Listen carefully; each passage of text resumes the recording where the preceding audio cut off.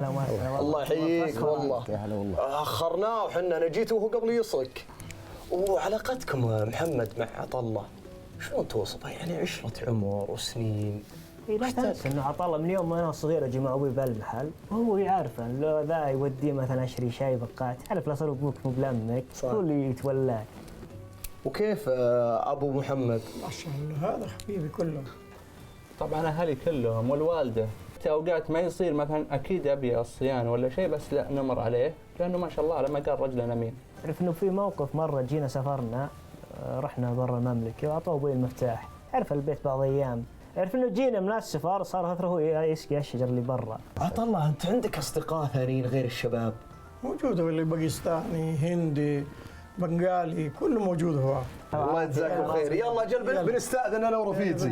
يلا بسم الله. الله يستر عليكم. الله يجزاكم خير.